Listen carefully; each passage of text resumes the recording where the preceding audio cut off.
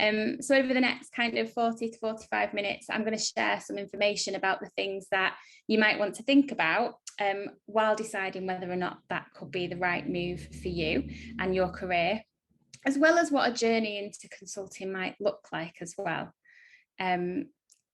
So hopefully that's in line with what you were expecting when you signed up. Before I do that, just for context, so this isn't going to be about us as an organisation, but just for context, so you kind of get where Louise and my experiences come from, I'll tell you a little bit about the organisation that we work for those of you that don't know. So we're called Atkinson HR Consulting. Our mission is to help values-led organisations become even better places to work. We're pretty small, so there are 7 of us in total, which are the lovely faces that you can see on the right of the slide there. And we also work with between 3 and 5 associate consultants as well. And as it says, we work with values-led organisations. And what that means is that we work with a lot of charities, but also any organisation that we feel has got a strong set of values and are keen to create positive people experiences. So we are a little bit picky about who we work with, which is one of the advantages of being a consultant. And that's just because we want to make sure that our clients align to our values. So in the 5 years that we've been going, we've worked with over 100 clients, including big organisations like the Scouts, arts charities like Shakespeare's Globe. We've worked with Breast Cancer UK and other similar charities, and several universities and education charities as well. And our services include a wide range of strategic services, and they can relate to things like organisational design and development, performance, people and leadership development, as well as things like recruitment and things like that as well. In 2009, we won CIPD's Best HR and L&D Consultancy Award as well. I recognise that it's 3 years on now. We probably need to stop going on about that soon, but we're not ready yet. And we're also an NCVO trusted supplier. An NCVO is the National Council for Voluntary Organisations. So it's a membership body for charities across the UK. And as a trusted supplier, it means that they trust us to offer our services to their members, and they promote them for us in exchange for preferential rates. So that's a bit about us. In terms of today's session, it's been led by myself and Louise from the team. So quick introductions into our backgrounds. I joined Atkinson HR just over 3 years ago. My career in HR started as a customer service trainer in the financial services sector. And then I moved into consumer goods and broadened my role into learning and talent development more generally. And before I joined here, I was head of learning and development for Europe for a large global consumer goods organisation for just under 5 years. And I'll pass over to Louise to do a quick introduction as well. Thanks. So hi, I'm Louise. So I'm Office and HR Coordinator for Atkinson. So I came into HR more from an operational background. I was head of operations prior to maternity leave for an energy consultancy. So we helped large consumers of energy buy and manage their energy effectively. So lots of people management as part of that role. So while I was on maternity leave, I decided to undertake my CIPD level 5 qualifications. And I joined Atkinson in December 2020 at the height of lockdown, did the whole process remotely, didn't actually meet any of the team until the following October. So that was quite a unique experience. But now within Atkinson, I've very much got a dual role of kind of operational management for internally for Atkinson, and also supporting consultants with their client projects. So that's what I do now. Thanks, Louise. So in today's session, I'll be taking you through the following 5 themes. So what does a consultant actually do? It was quite actually not as easy as you'd think to be able to answer that question. The difference between operational HR management and strategic business consulting, and whether that's right for you as well. And if you think it is, what to look for in a consultancy, and also our top tips for success. And I'm going to start with a definition of what a consultant is. But just before I do, I'm sure lots of you have heard similar jokes to this one. And actually there are unsurprisingly quite a lot of jokes about what consultants do and don't do. And actually, if you're interested, there's a whole thread on Reddit, which I got lost in a couple of days ago, around consultant jokes. But while I'm taking you through the definition of consultant, I'd like you to pop your best punchline to this joke in the chat based on what you know. And remember, we'll remove any identifying information from the recording as well. So how many consultants do you think it takes to change a light bulb? And while you think about that, here's our definition of what a consultant is. So a consultant is someone that is contracted for a limited time for their specialised knowledge and skills, or to help with a specific need. So in the context of HR consulting, an organisation might bring in an HR consultant for their specific HR skills, so that's your specialised knowledge, and that could be to help with one specific project. So it might be a restructure or the review of something that they've done. It could be a recruitment project, or sometimes it can just be to provide an extra pair of hands. So if they've got too much going on within their internal team to manage, they might bring in a consultant just to provide that extra sort of pair of hands. But usually it will be for a defined period of time. And that's either, you know, we want you in for 6 months, or it could be, we want you in indefinitely, but we want you to do, you know, 2 days a month or 2 days a week, or that kind of thing. So it's usually very defined. And obviously, as if many of you are HR professionals, you'll understand the reasons for that in terms of legislation as well.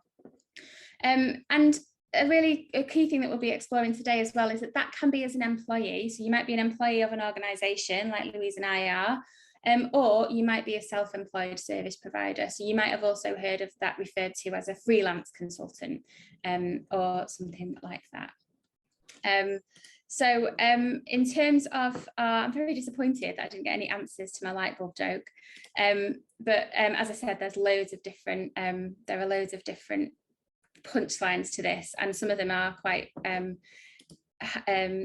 mean to consultants, and some of them are a bit nicer. I've popped one in for you, Eleanor, and we have had another one in the comments. So I said 4. 1 to propose how many it's going to take and how long, 1 to plan for the action of changing the bulb, 1 to deliver it, and then 1 to gather feedback and review how it all went afterwards. That would be my suggestion. And we've also had however many it takes you to tell you how to do it rather than to do it, from another participant. Brilliant. I love both of those. I think the one that Louise said, there's that's the ones that I keep reading, like 1 to do this, 1 to write a report on it, and 1 to charge you for 18 days work or something. But my favourite definition was quite similar to the one that we had in, oh sorry, I've gone the wrong way, which was 1, but we don't change it ourselves, we just help to establish the best way to implement the change, which was quite similar to the comment that we had in there. And I think that's probably not as much of a scathing one. I do think that is kind of, you know, the ethos of how consultants work. It's that, you know, we're not necessarily doing the work. Sometimes we do, but often it's about helping people to establish the best way to do it themselves with the resources that they've already got. So while we're not changing light bulbs, then what are consultants actually doing? What do we actually do, and what is the role? I think that the work of an HR consultant, and obviously this is based on my experience, but can be split into a few different areas probably. So the first one is HR strategy and development, and usually a consultant's work would focus much more on this strategic side rather than kind of the operational. That could include things like just generally kind of coming in and looking at HR and saying to them, you know, this as an HR function, this is what we think works really well, or this is what we'd recommend if you want to get more out of your HR function. You might look at things like organisational design and development, looking at pay and reward frameworks, the design of those, or reviewing what they've already got. Designing the actual HR strategy, so your people and culture strategy or your HR strategy, and then helping with some of the implementation of the projects in that. It might be around culture, so values and behaviours, or interim leadership assignments as well. There's also learning and development, so that can include things like your 360 feedback, simple sort of training, design and delivery, psychometric profiling. So you'll find a lot of consultants are kind of it's gone from my head, the insights practitioners or DISC practitioners. We use one called Luminous Spark, so that you can kind of go into organisations and help with kind of leadership development using psychometric profiling. You might have a consultant that's a qualified coach to do executive or management coaching, leadership or management development, team building, away days, that kind of thing. Or another element of that could be helping with learning and development strategy, or how an organisation does learning and development. And then thirdly, there is the operational sort of HR management side of things. That can be casework, so conducting investigations, handling grievances and disciplinaries, recruiting people, providing advice and support, or conducting policy review and development. And there are lots of organisations that would bring in a consultant to do that. As I said before, whether it's about having an extra pair of hands or an extra set of specialisms, or often as is in the case in casework, is we could get brought in to do an investigation because there isn't anyone impartial enough in the organisation, or it's quite high profile, that they'd like to have somebody external do that for them.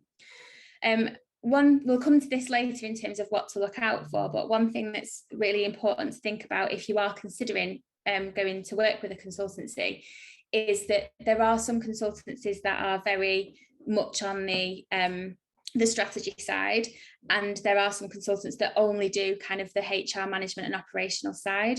So it's worth thinking about what your skill set is and also what your preference is, because if you thrive on that casework and you want to help loads of organisations do disciplinaries and grievances and do that really well, there are certain types of consultancies that will focus on that, and those types of consultancies will probably do that on its own rather than the strategic stuff, and vice versa.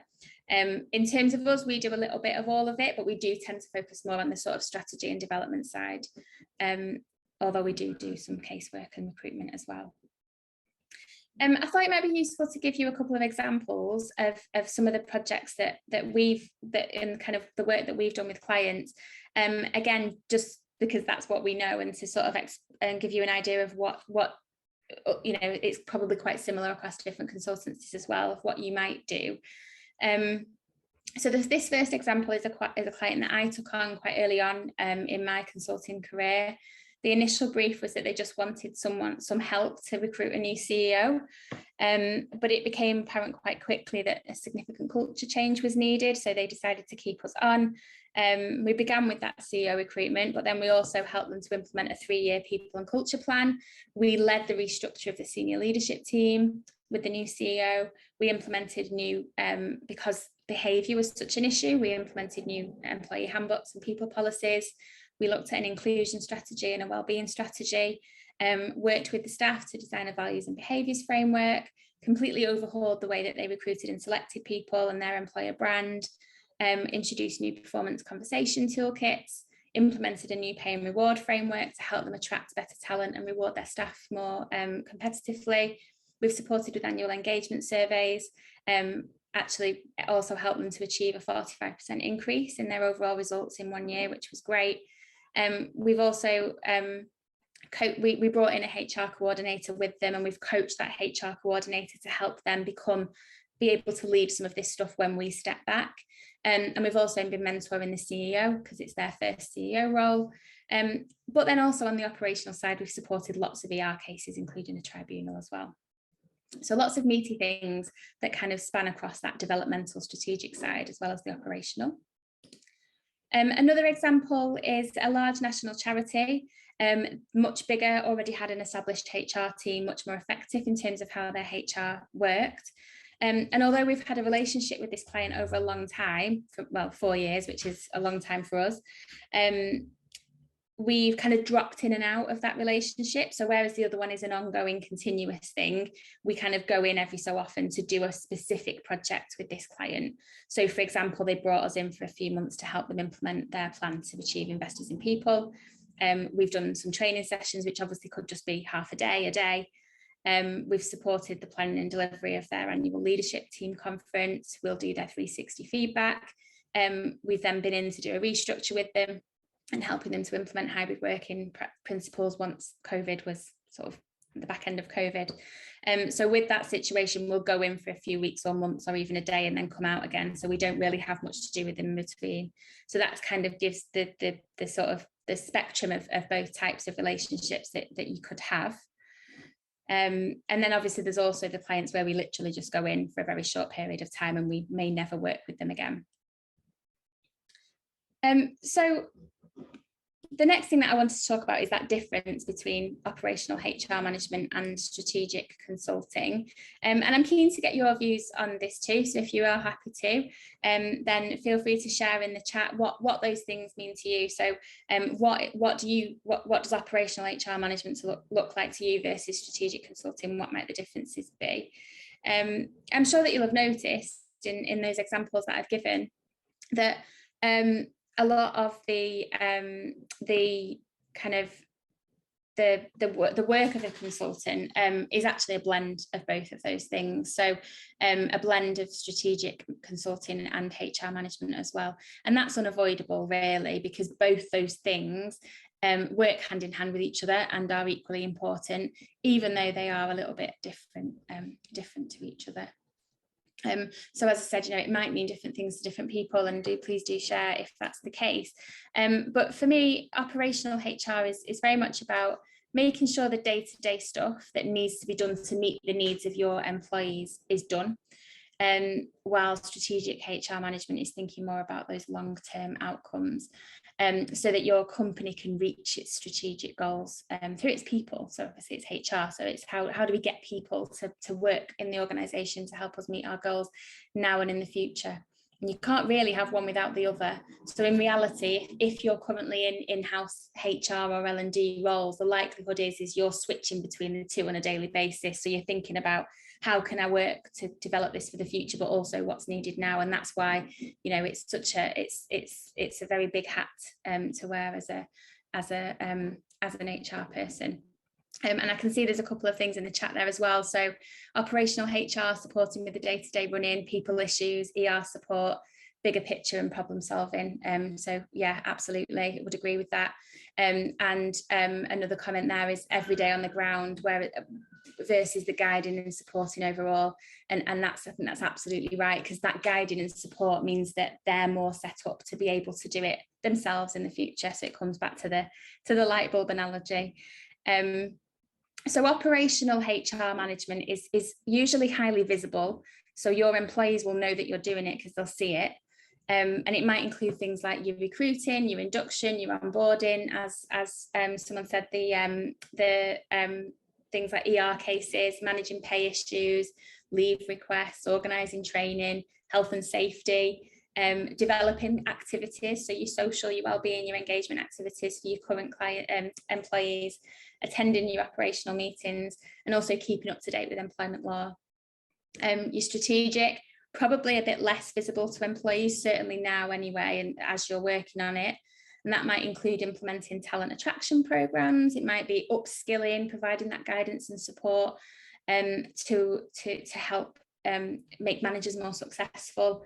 You might be thinking about new approaches to pay, reward, and how you can attract and retain the skills that your organisation needs. You might be looking at working practices and employee experience for the future, developing leadership teams, culture change programs, all of that kind of thing. So again, I wouldn't say that strategic consulting is the only type of consulting that there is.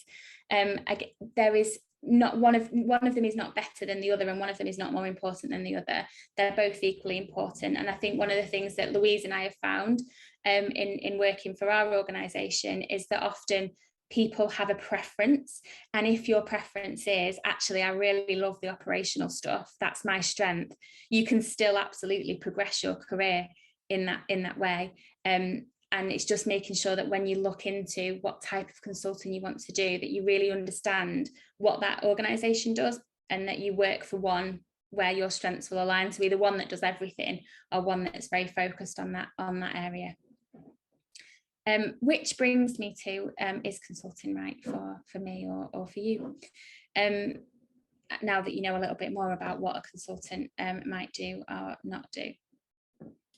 And first of all, I think that the most important thing to consider isn't actually whether consulting is the right choice, because a lot of you are probably already doing a bit of consulting in your current jobs because you're consulting with your organisations.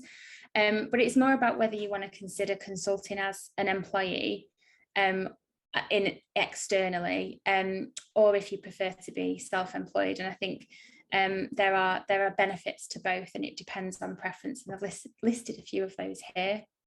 So as an employee, some of the obvious benefits are you've got a bit more job security, you've got rights, you get sick pay, potentially you get holidays. It's a bit harder for you to just lose your job.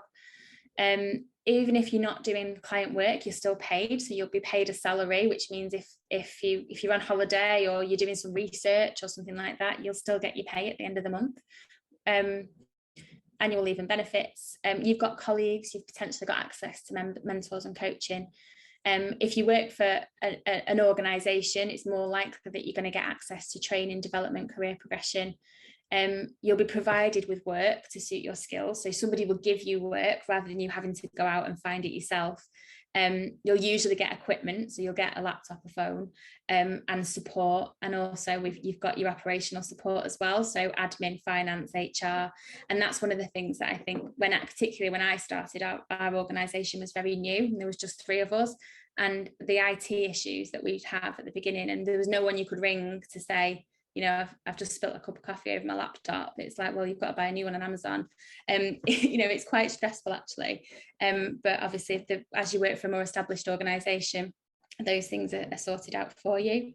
If you're self-employed, there's also loads of benefits to that. So first of all, you're profiting from your own success. So if you're excellent, you can directly drive your profits, and your brand and your success. You've got the opportunity to build your own networks and choose your own partners as well. So if you're someone that loves networking, then self-employed consultancy could be great for you. You can choose your own work. So I did say earlier that we are quite picky about who we work with, but obviously, you know, the work is still given to us as consultants. Whereas if you work for yourself, you can be really picky about who you work with. So therefore, you've got more freedom and autonomy. If you can do the work however you want. And your reputation is linked to your own name and brand. I think, you know, when you move from one organisation to another, everybody knows what you're great at and kind of what you're known for in that first organisation, and that's lovely. And then when you move into another organisation, you know, you've got to build that up again. And that's, you know, similar if you go into a consulting firm, your reputation doesn't come with you, and you're then tied to the reputation of that company. Whereas if you're self-employed, you can build that yourself. And then I've shown at the top as well, there are different types of things you might do as a self-employed consultant. So you could also be an associate of a consultancy rather than just an employee. So you still work for yourself, but you can ask a consultancy to give you work, and then they get a cut of that work basically. So it can be a good kind of middle ground. Or if you're a self-employed consultant and you find maybe 80% of your own work, and you might rely on a consultancy to sort of top it up to that by that 20%. If you do think that you'd like to consider an employed route, I thought it might be interesting just to show what that could look like in terms of the journey into consulting, and also the journey beyond that as well in terms of career progression. This is an example of what it looks like in our organisation. Again, in a larger consultancy firm, especially like one of the big 4, for example, it's going to look completely different. But you know, we only know what we know. So the grey circles on the left show the kind of roles that our consultants have come from. So interestingly, not all HR either. So we've had, you know, a CEO of a charity. We've had a senior manager from a charity who haven't necessarily had HR experience, and what they've done is they've used the route into our organisation to gain that HR experience. So the first kind of projects that we'll give them will be ones where they're not, you know, they've not necessarily got the regulatory stuff attached to them. We've had HR business partners, we've had heads of HR. I was a head of learning and development, so not very much of the sort of the the HR side of experience at all. And then in terms of our coordinator roles, which we see as kind of a step into consulting. So as Louise said earlier, it's a mix. There's some coordination of our HR stuff, but also your support consultants in doing client work as well. And we've had HR assistants from the care sector. We've had Louise, who came from the energy sector, into those roles. And then you can see as well kind of how they might progress going through the organisation in a small consultancy like ours. So going on into being an operations manager or into marketing, business development. We've got 2 levels of consultants. So we've got consultants and senior consultants. And then obviously we've got a director team as well, who are currently the owners of the business, but might not always be the case. So lots of sideways steps and also opportunities to kind of broaden experience, which I imagine would be the case in any consultancy of any size. There's always going to be, as an organisation grows, lots of different opportunities for that sideways movement as well, to help broaden your skills, you know, before, so that you can then move on to something else that's much more varied. So what else do you need to consider before becoming a consultant? You'll notice that there is a image of the deep end of a swimming pool there. And that's something that some people really love about consulting, and some people really hate it. But when you become a consultant, usually, of course, you should expect, you know, a really good induction and lots of support. And training and a solid kind of step-by-step process to get you started. But often, especially in a small organisation, and definitely if you're self-employed, you are expected to hit the ground running, and you're going to be working with clients straight away. So, you know, that idea of being thrown in at the deep end, you've got to be comfortable with, I think. And then other things as well that are really important to consider. So working in different locations. In our organisation, we work remotely from home, but obviously we go into our client organisations quite often. In other organisations, they might have a base or an office. You're meeting new people, you're joining new teams all of the time. You know, I've had projects that I've worked on for half a day and other projects that I've worked on for 3 years. So there's lots of different relationships. Some are very close over a long period of time, and some are really fleeting. And obviously each of those clients are going to have a different culture, different ways of working, different types of people. So that's great in that you're meeting lots of diverse people, but it can also be a challenge as well. I think the biggest benefit for me particularly has been that opportunity to lead on diverse projects. So as I said, my background was quite focused. It was learning and development, it was talent.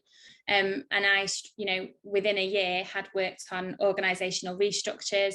I'd worked on quite high level cases. I'd worked through an employment tribunal. I've done pay reviews, I've done HR strategies. So I would never have done that staying in that role in that one focused area. So you literally get the full breadth of HR very, very quickly, and it's very diverse. Again, some people love that, some people would hate that. You've got the opportunity to use and practice lots of different tools and methods. So again, if you're staying in the same organisation, it might be they've got a particular way of doing things, and you might find that sometimes you're kind of at a brick wall in trying to innovate, whereas you know, the benefit of going into lots of different clients means that some of them will be really, really forward thinking, and you'll get to do things that are quite cool because you can kind of suggest it to some clients and they'll be like, yeah, I really want to do that. So you can practice things that are, you know, that as long as it's right for the project, obviously, but you get to practice lots of different ways of doing things.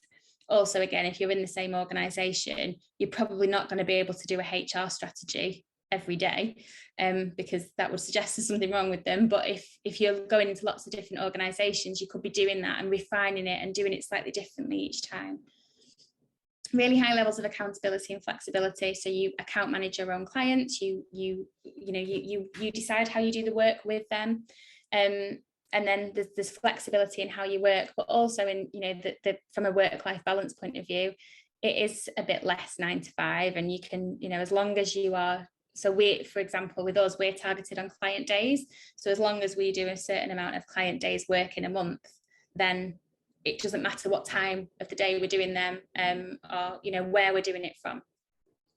We learn about different organisations, so different sectors we work with, and that you could work with as a consultant. We're very focused in the voluntary sector and education, but there are some consultancies work across care, the NHS, the manufacturing, retail, all of those different areas. Obviously that means you grow your CV very quickly. You operate at different levels as well. So some projects you might be working with middle management, some projects you'll be working with the board and the senior leadership team. And obviously because of all that, you're opening up broader career opportunities, because you're then potentially going into another organisation and you've done a bit of marketing, you've done some sales, you've done some business development, you've done HR, you've done L&D, you've done a bit of managing, all of those different things, but actually you've only had one job in that time. And then secondly, I mentioned that you'd be working with lots of different teams and lots of different people. So a really important thing to consider if you are thinking of going into consulting is your appetite for people. Often in HR, and I'm sure you all experience this, even if you're not currently in HR, we can do really great work. We can sit on our own at a table and we can do these wonderful projects, and then people get involved and then it's all horrible. But those people are obviously really important to consulting, just as I'm sure they are in your roles as they are currently. So it's really important to think about that. And the way that those people will be essential for consulting. So right from the beginning, we've got to sell our services. So we've got to convince people in a pitch meeting that we're the right people for them to choose to do this project. So there's people involved, and then you then need to get buy-in, whether that's of senior teams, whether it's of a board, whether it's of the employees, whether it's of the HR people. You then might do some discovery work or fact finding. So you might be holding focus groups with people. You're going to need people to make decisions based on the work that you've done. You're going to need them to test things, approve it. You're going to need them to sit in the training that you deliver to show them the thing that you've created that you want them to use. They'll need to implement it, and then you'll need their support as well, even if it's just support in arranging meetings with people and that kind of thing. So your appetite for people is a really important consideration as well. But I would be worried if any of you are interested in HR consulting and didn't like people, although I wouldn't say that there isn't anybody I've met that is like that doesn't, sorry. And then, so if after all that you think that you are interested in potentially a consulting role, and obviously this is focusing a little bit more on employment, I guess. So what if you were looking to work with a consultancy, what are the things that I would suggest that you look for? So first of all, would you be an employee or would you be self-employed? And actually, even if you're working with a consultancy, it's important to establish that, because there are organizations that have kind of franchise models. So for example, you would set up your own HR consultancy under their name. So for example, the HR depth or the HR department are one like that. So they own the brand, but you would set up your own consultancy under their brand, but you would run it as a self-employed HR consultant. The benefit of it, though, is that you get help finding work, they train you, they provide you with a community and that kind of thing. So if you were looking to be self-employed, but you were a bit worried about just starting out from nowhere, something like that could be a good option. So finding someone that's like a franchise, or being an associate of a consultancy as well. Obviously, as with any job, look at the mission and values. What is it that they're looking to achieve? Can you be confident that they're there to genuinely, make a difference to clients rather than kind of rip them off? What types of clients do they work with as well? So, as I said, we work very much in the voluntary sector. You'll have often consultancies will specialise in certain areas. Whether it's a particular type of industry or a particular size of organisation or that kind of thing. What's the nature of the work? So I talked a little bit before about the difference between that operational management and strategic management. A very common and necessary and useful product in the kind of industry is sort of helpline HR organisations. So for example, an employer, a company would sign up to them, and then they could ring that HR consultancy anytime to have questions answered. So obviously that's very operational. And then they might pay a bit extra if they want them to write a policy for them or write a letter for them. Or so they kind of help them with all of that sort of casework and transactional HR. So if that's the stuff you love, that's the kind of organisation it'd be worth looking at. If you're more into sort of the strategic and development side, then make sure you look for a consultancy that does that and that specialises in that as well. Some consultancies will have specialised services. So some will be training and development focused, some will be maybe people data focused, some will be casework and ER focused, and obviously you've got recruitment agencies as well. So think about whether you want to be focused in one particular area, or whether you want that breadth, and obviously look for one that aligns to that, what you're looking for. Think about the size of the organisation. Obviously, the bigger the organisation, the more potential career development. The smaller organisation means that you might have a more flexible or autonomous kind of role. So again, what would you prefer, and what works for you? Feedback and reviews. So look on their website, look on Google, look on Facebook, that kind of thing, and make sure they're getting good reviews. Unless you fancy a turnaround project, then you want to make sure that they're doing a good job and that they're going to teach you to do the right things. You might want to look about how and where they promote their services as well, because that can give you an idea of sort of tone, but also how good they are at selling themselves, or how desperate they are for work as well. So you can kind of make a judgment around that. And again, with any role, what's their employer brand like? What does their website, their recruitment material, and their social media tell you about working there? Does it feel like a place to work that aligns with what you're like? Do you want somewhere that's really relaxed and fun, or do you want somewhere that's quite corporate and procedural based? And therefore, what can you gather from their sort of brand?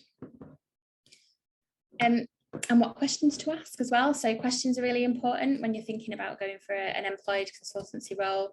And there's some things that, certainly I didn't think about when I first started consulting. And so I would definitely recommend that you ask some of these questions. So things like travel booking and expenses. If you are, especially if money's going to be a struggle, which obviously it is for everybody at the moment, you don't necessarily want to be landed with having to sort of pay for your own hotels and then expense them back, because you could end up £500-600 out of pocket in a month, which you're then waiting to get back. So think about whether whether if they do that for you, so then you're not out of pocket. What equipment will you be provided with? So make sure that you're going to get, if you've not already got a laptop and you're not happy, you might not want to use your own mobile phone. Are you going to be provided with a laptop and a phone, or are you expected to use your own? And if you are, that's fine, if you're okay with that. If there's not an office and you're expected to work from home, are they going to pay for your home working tax rebate, or are you expected to apply for it yourself, just so that you know how much admin you've got to do? How often are you going to need to travel, and where to? So some organisations will operate in a small area, which might suit you if you don't want to travel too far. Some will be UK wide, some might be international. Are there any sales or business development expectations? Obviously, as a consultant, sometimes there's expectations for you to be doing some network, for you to try and sell products and sort of sell the work of the organisation. Again, some people love that, some people will thrive on that, some people might not fancy that. So have a look at the job description and see what that looks like, and maybe talk about it as well and understand, because sometimes the business development and sales thing you might think is like cold calling and stuff like that, but actually it could just mean that you go to a conference once a year, which probably most of us could manage. What development opportunities will you have access to? So if you're not currently qualified, will they pay for you to do your CIPD? Or if you want to do like coaching qualification or something like that to help you get more out of your work, is that something that the business has appetite to support with? You might want to ask questions about the team. Do they operate very individually as sole consultants, or do they collaborate on projects? Do they get together? Is there social stuff going on? One of the biggest changes I think you would notice from going into an in-house role into a consultancy role is that you go from having a team around you to still having a team around you, but obviously you're potentially working in a remote way, so it's a bit different. So it's something that you might need some support with, or be ready for, or actually just might not fancy. So then you might want to look for one where there's an office and there's a base. How consistent is the work and where does it come from? So that's, I guess, a question about the longevity of the business, isn't it? And is there a bonus or commission structure? So you'll find that with some consultancy roles as well. You might want to understand what that looks like. And finally, I'm nearly done with my over talking, is our top tips for success. So if you are interested and you're thinking about either applying or thinking about it for the future, what does success look like? I think something that people sometimes miss is that, or forget to sort of consider, is that you are the product. So, you know, when you're selling into, when we're selling in our services, for example, into an organisation, the product is our consultants and what they can offer. So it's really important that you're able to demonstrate that you get what clients need, and that you can kind of, after a few conversations, you understand their challenges and what they're looking for and what some of the options might be. You'll need to demonstrate that you have the right knowledge and that you've got strong, relevant experience as well. You'll also need to show that you've got a professional, positive and proactive attitude. It is quite different than being in an in-house role, in that you've got to be constantly looking for solutions, and there isn't really that downtime of kind of, you know, I'll just have a couple of weeks where I'm, you know, just doing the operational stuff. It's always going to be developmental. You need to demonstrate that you can communicate well with other people in their organisation. So you might meet with somebody that's bringing in our services, and you might get on with them really well, but they need to be confident that if they put you in front of their board or their CEO or their cleaner, that you're going to be able to build positive relationships with all of those people. So think about that as well. And obviously building positive rapport, because you want them to like you, because as we know that people buy from people, don't they?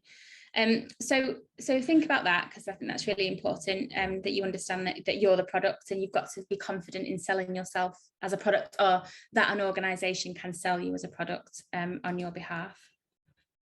And I think in order to get that across and to be able to show that that you are, you know, a good product, it's really important to think about your personal brand. And I really like this quote from Jeff Bezos, which I use all the time, but it's, your brand is what people say about you when you're not in the room. So what would you want as a consultant? What would you want clients to be saying about you when you're not in the room, about your expertise and your approach? And particularly if you're thinking about applying for consultancy roles, then this is a really important thing to think about. And actually, a little stat that I found this week is that 85% of hiring managers say that a candidate's personal brand influences their hiring decisions. And I imagine that that's also very similar for, you know, when looking for a consultant as well. So if you've not already done an exercise like this before, I'd strongly recommend, and if this can be when you're applying for any sort of job, that you think about what is your personal brand. And to do that, ask yourself, so in what areas of work do I excel? What am I absolutely super good at? What motivates me? What do I get excited about working on? What do other people say? So is there something like that you constantly get good feedback on? What do you do for others? So what can you help others to achieve? Are there any areas of work that tend to drain you that maybe you move away from a little bit? And what are those projects that you can totally focus on without getting tired? And not that I'm advocating that you do that a lot, but do you know when you're kind of working on something and you get lost in it because you love it so much? So for me, it's like spreadsheets and colours and things like that on spreadsheets. I think Louise is a bit the same, but I could work on a spreadsheet for 6 days and not sleep because I just wouldn't even notice. So, you know, what is that thing for you? What is the one thing that you can just get lost in, and that suggests that you really love it and you're really good at it? And when you've thought about all of those things, compare them to the type of role that you want to break into. So if you're looking at a consulting role, what's my personal brand and how does this compare to that consulting role, their values, etc.? What do I need to do to bridge that gap, if anything? If you were a successful HR consultant, what would you want to be known for? So what would you want the thing to be that people say, oh, well, we've got this project, we're going to give that to that person because we know they're really good at that? Who are your audience? Is it recruiters? Is it clients if you want to be self-employed? Is it consulting firms if you want to be employed by a consulting firm? What would they be looking for? And then create that. So you can do that on LinkedIn. Try and make sure that your LinkedIn reflects your brand. Think about your headline, think about what you talk about in your posts, what you share. And then follow the experts. So who are the people that kind of you look up to in the field that you want to be in? So, you know, if there's consultants in the space that you think are really great, and then make sure that you're following them, and don't be afraid to reach out to them for a chat and say to them, you know, how did you get into it, what did you find hard, what advice have you got for me? Because I know there's loads of people, and you can do it through CIPD as well. You know, they've got the mentoring thing, but also just if you go into regional events, there'll be loads of people in CIPD that HR consultants that you can tap into. And come up with your elevator pitch as well. I actually really don't like that phrase, but I don't know what a suitable alternative is. And then use it as part of your networking. And a quick way to do that, and there's loads of different formats for elevator pitches, which I'm sure you can Google. But one that I quite like is just introducing yourself. So, hi, my name's, this is what I do, and explain what you do and your unique selling points. So, you know, I specialize in recruitment. I'm really, you know, employer brand's my thing. And I can help organizations to recruit more and retain more talent. Explain what you're looking for. So I'm really keen to get into consulting, looking to be a self-employed consultant, or looking to find a consulting organization that fits me. And then end with a question to engage. Have you got any advice for me? Could we schedule a call to have a chat about it, depending on how, you know, what it is you're looking for from that person. And then some final tips. So you're going to need to be able to build trust and credibility quickly. So I said before, you know, they've got to know that they can put you in front of anyone in their organisation and you'll make them look good. Be a team player. So obviously, you know, build rapport, collaborate, but remember you're not in the team. So even if you're working with an organisation for a long period of time, you can't get involved in things like, you know, disputes or like people complaining or whinging or, you know, slagging off the senior leadership team behind the back. You're not part of the team, but you still need to be able to collaborate. You've got to be able to build good relationships with people in those organisations, and to do that, it's a good idea to be friendly, personable, helpful. Listening is obviously really important, but also empathy, particularly when you are going into organisations for the first time. You've got to be able to try and understand where they've come from. One thing that I think I find in HR consultancy is sometimes you go into an organisation and you think, oh my gosh, it's really bad here. Like their policies are awful. They've got no, you know, they're not doing things legally or whatever. But you've got to think about where they've come from. A year ago, it might have been absolutely awful, like 10 times worse. And now it's actually better. And they've been on a long journey to get there. So just because it's not quite where they need to be, try and think about that empathy of where they've been and where they're going in that trajectory. It's important to put the client first, but also look after your own interests too. So obviously we, as a values-led organisation, particularly in terms of how we operate, we always, you know, things like being fair with pricing, like how many days you quote, you know, we talked about the light bulb joke before, and, you know, it takes 5 to strategize, 1 to write the report, things like that. It's really important that we don't do things like that, so that we do make, you know, we make recommendations that put the client first, but also making sure that we can profit and that our people are looked after. We've been known to walk away from projects when they've not aligned with our values, and I think it's really important that you're prepared to do that. You know, if something is damaging to your well-being, or your, you know, it's you think it's wrong and you can't convince them otherwise, then make sure you're confident that the organisation that you work for, or if you're self-employed, that you can walk away. And that's all about remembering your values. And going back to your personal brand, think about, what are my values and what behaviours do I need to show that they're my values. I think it's always interesting to think about, if you were to ask somebody, what do you think my values are, what would they say? And that's all about your behaviour. A really key consulting skill is to coach rather than tell. So it's about leading clients to come to solutions, and that's the significance of the watch in the background. So another consultancy joke is that a consultant is the kind of person that will borrow your watch to tell you the time.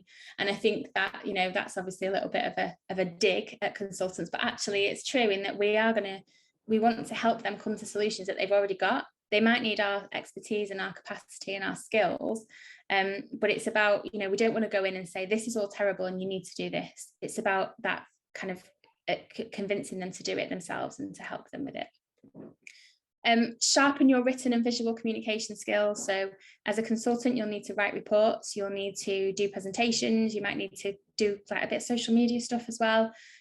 So if you're not currently that confident in those things, you might want to have a think about those.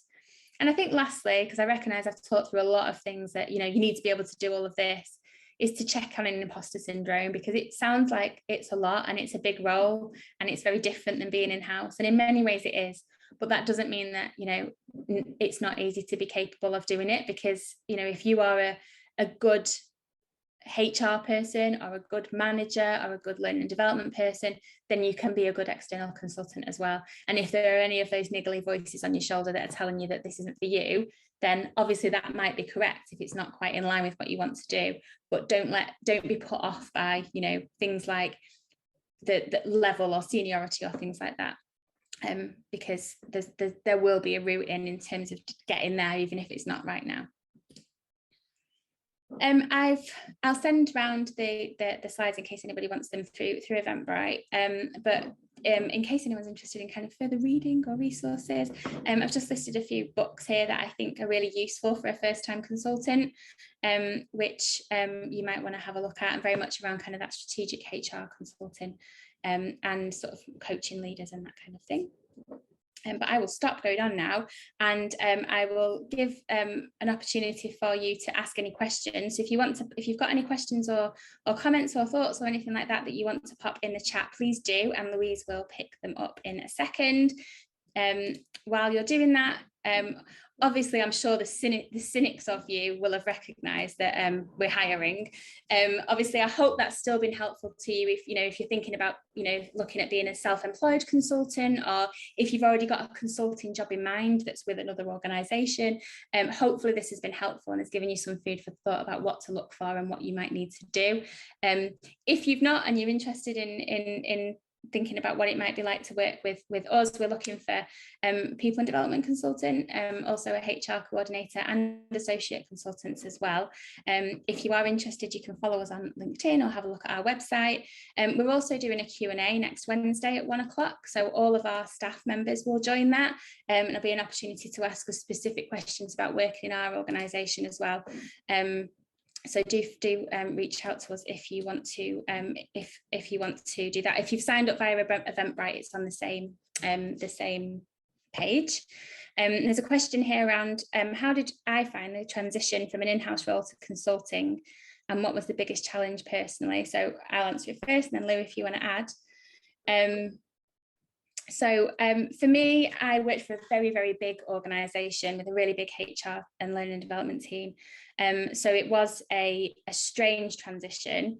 I guess the biggest challenge was probably, for me, was probably the going to be working in a remote way. I mean, obviously, for lots of our newer consultants, it's not really been an issue because of COVID, but I joined before COVID, so remote work wasn't really a thing, or wasn't something that I was familiar with. We were also a very small team at that point, so yeah, the biggest challenge was kind of that.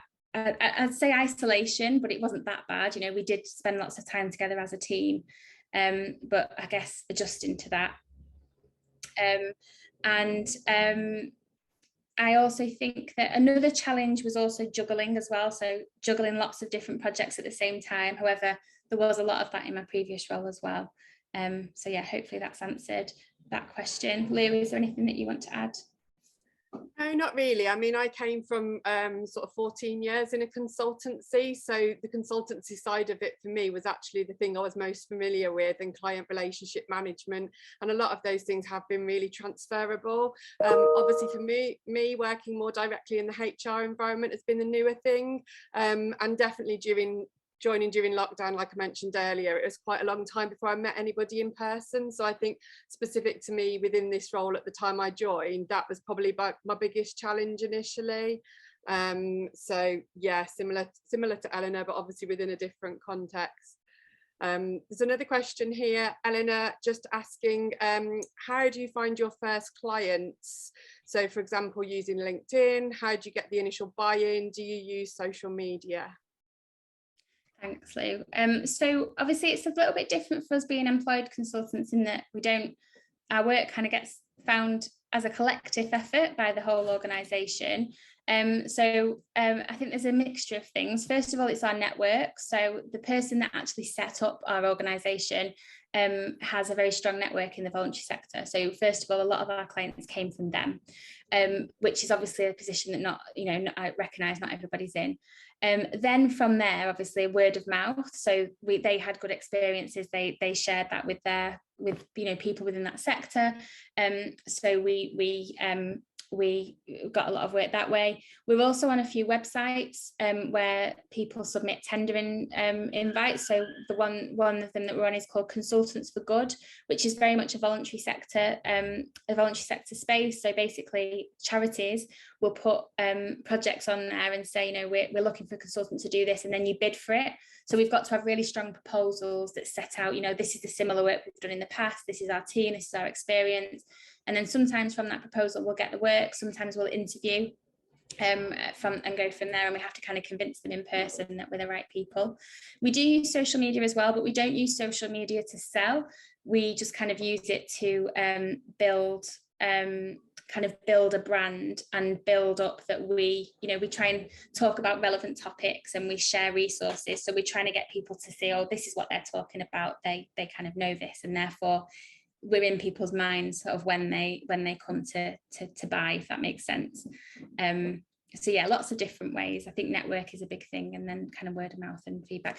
Oh, just to add as well, we are also an NCBO trusted supplier. That's quite new though. So we are the membership body for charities in the UK promote our services to their members, and then they'll get in touch and say, they've seen us on that, and we do a bit of a discount for them as well. Yeah. So the strategic relationships are quite key as well, aren't they, in terms of our business, making friends with other businesses that are in sort of similar spaces. Yeah. There's another question here. Do you find working for a consulting company that you have a good balance of client work? So is there work that you need to do internally as well? Are you kept busy, Eleanor? I think are you kept busy is a good question. Yes.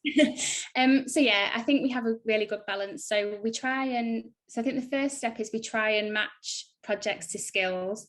So for example, my background is L&D, but with that was a lot of stuff around talent and succession, performance, and then like the cultural side, like values and behaviours and that kind of thing. So I used to tend to get quite a lot of that work, but then I've kind of built up my portfolio since. And then we've got one of our consultants has just joined, has been quite a very operational HR, head of HR at a senior level. So she gets a lot of the casework, the policy stuff, the recruitment. And then we've had someone that's recently did their CIPD, and they did their dissertation on pay and reward. So she's getting all of our pay and reward reviews. So that's kind of the first pillar, I'd say, of how we distribute work. Then we try and all have a long-term client. So for example, I've got 2 clients on retainer who I've worked with for a long time. And we've all got something like that, but then we'll pick up additional projects in between. So our target, depending on kind of what role we've got in the organisation, is usually to have around 12 days a month of client work, which doesn't sound a lot, but once you've factored in holidays and admin and travel and that kind of thing, it fills us up. There's also stuff to do internally as well, yes. So for example, I take a lead on a lot of the marketing and social media. So obviously that keeps me busy outside of consulting work. Collectively, we work together on recruitment, for example, our own recruitment. So things like this today, which, is secretly recruitment. Yeah, so it's very varied. And also, obviously, it's quite difficult to predict. So some months it might dip a little bit, but it's never dipped to go below what, my target would be, unless I take, a 2.5 week holiday. So hopefully that answers your question. Louise, would you add anything to that? Only in that might be something that you might want to reference when you are looking at different companies to work for. I'd say here there's a lot of recognition for our own personal development as well, and so that would be additional time that you might spend learning or researching, or if you've got a particular area of interest that you want to sort of take forward. Other companies might just want to fill more of your time with the client work, and there wouldn't be so much work outside of that. So that's maybe something to ask whilst you're doing that kind of search for the right company to work for. And yeah, there was another question kind of asking about how many clients you might be working with at any one time. So they've recognised it might have been slightly touched upon, but was there anything else, Eleanor, in terms of how many clients you might be working with? I suppose it depends on the types of projects and the type of service agreement we might have in place with them, whether that's an ongoing thing or more of a one-off project. Yeah, definitely. So so I've recently, for example, just been doing an interim role. So I was doing 2 days what was I doing? 2 days a week, but it was that's it. 4 half days a week with one client. So I was like their interim HR director for 2 days a week. So obviously my rest of my client work went right down, and I was only working with 3 clients for 6 months, but I was still doing the same amount of work. Whereas now I've probably got about 4 or 5 clients at the moment, but one of those clients I'll only do 1 day a month for, one I'll do 3 days a month for, one is kind of I'll probably do a week in a block. And then but what we do is every 3 months we all get together and we look at the next every month, we look at the next 3 months, and we look at what holidays people have got booked, what travel they've got, what meaty projects they've got, and we distribute the work in a way that means that everybody's kind of getting enough, that 1, getting enough, and 2, not getting too much. And then last question, sorry, Louise. So it just says, if you don't currently have a direct HR role, what other skills would you say are useful if someone's coming more from a learning and development background like you did, Eleanor? So I think consulting skills, but I don't mean having been a consultant. I mean, it's that thing around being able to ask questions and understand someone's needs. And so if you are in a learning and development background, I suppose it's that kind of needs analysis piece of work, and actually it can cross over very, very well into consulting. And there's loads of tools and stuff around needs analysis that I think are very relevant. So I think that's really, really key.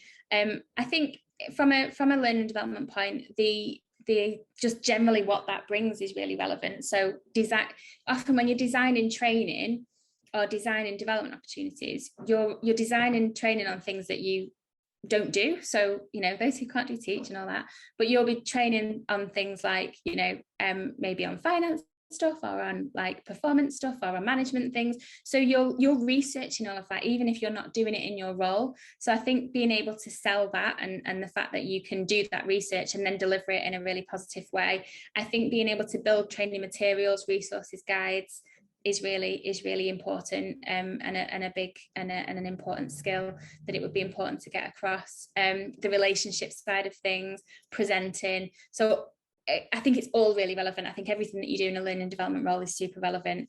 Hopefully that helps. Louise, would you add anything? No, that sounds great. And obviously, that's a lot of the route that you took into HR. So that's really relevant from your perspective. Obviously, I moved into this company having not had that HR direct experience, but more the people management experience.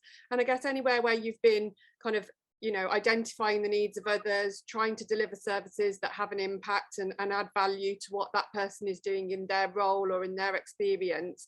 There are a lot of transferable skills with a lot of different roles, and if you join a company that's willing to support your development and help you sort of get a broader depth of experience, then I think that's the key really, and it will just give you all those benefits that Eleanor's talked about during the presentation.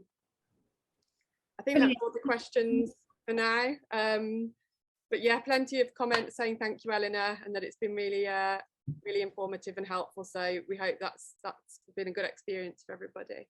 Thanks everyone, and thanks to those of you that stayed a bit longer as well. Sorry for eating up a bit more of your afternoon, but yeah, hopefully you found that useful. Please do get in touch with us if you've got any questions or there's anything else I can help with. Otherwise, enjoy your weekend and try not to melt.